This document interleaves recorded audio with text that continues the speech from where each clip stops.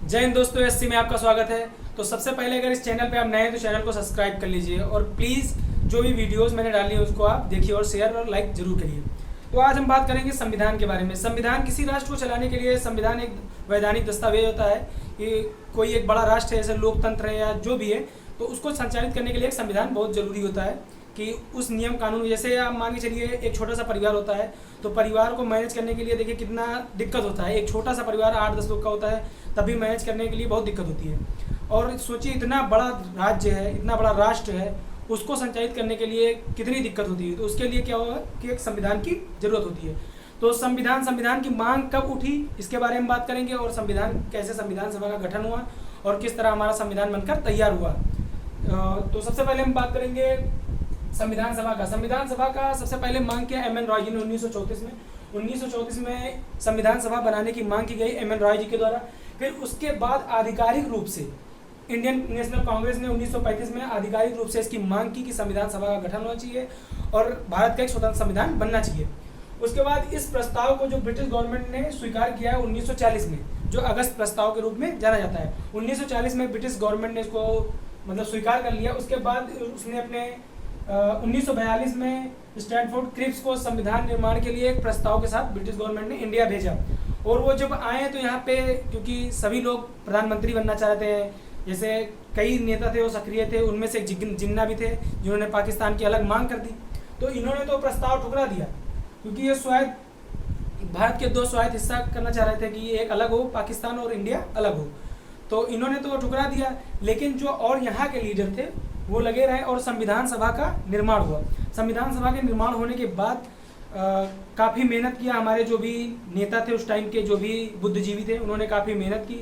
और संविधान सभा का जब गठन हुआ तो उसके बारे में आइए बताता हूँ कि संविधान सभा का जब गठन हुआ तो उसमें सदस्य थे 389 जो सदस्य थे। तो वो कहाँ से थे, वो कैसे थे, ये भी एक क्वेश्चन आता है इसका डायरेक्ट।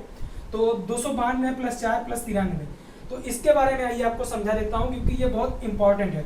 तो 292 तो वो थे जो ब्रिटिश इंडिया के थे, जो निर्वाचित होकर आए थे। और 93 क्योंकि भारत दो भागों में बटा था, ब्रिटिश इंडिया और देसी रियासतों में। तो देसी रियासत भी किसी न किसी तरह से ब्रिटिश गवर्नमेंट के अंडर ही काम कर रहे थे, मगर वो क्या होता था कि वो अपना पे करते थे, जो भी उनका वो होता नहीं था, क्या बोलते हैं उसको, जो पे करते थे इकट्ठा करके, मेरे जहन में नहीं आ रहा है वो वर्ड। तो और चार कौन थे, चार जैसे इस समय यूनियन टेरिटरी हैं, वैसे ही चीफ कमिश्नरी क्षेत्र थे जिनको मैं बता भी सकता हूँ, जैसे ABCD। ए से अजमेर हो गया, बी से हो गया बलूचिस्तान, सी से हो गया कुर्ग और डी से दिल्ली। ये 4 कमिश्नरी क्षेत्र तब थे। इनके भी जो प्रतिनिधि थे वो भी आए थे और कुल मिलाकर कितने थे 389। 9 अगस्त 1946 को इसकी बैठक हुई, ठीक है। उसमें 207 लोग आए और मतलब आप सोचेंगे 207 ही लोग क्यों आए, क्योंकि टोटल तो आए 389। तो 207 लोग इसलिए आए क्योंकि मुस्लिम लीग ने इसका बहिष्कार किया। और जब 207 लोग आए थे उसमें से 9 महिलाएं थी, टोटल तो 15 महिलाएं थी मगर इसमें 9 महिलाएं थी।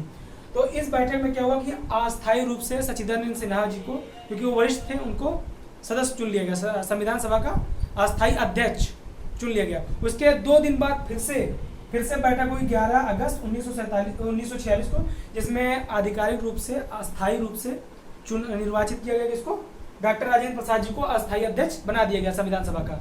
उसके बाद संविधान सभा का जब अध्यक्ष बन गए डॉक्टर राजेंद्र प्रसाद, उनके नेतृत्व में डॉक्टर अंबेडकर और जितने भी बुद्धिजीवी थे उन्होंने काफ़ी मेहनत करके जो एक प्यारा सा संविधान हमारा जो बनाया है वो बनकर तैयार हुआ 2 वर्ष 11 माह 18 दिन में।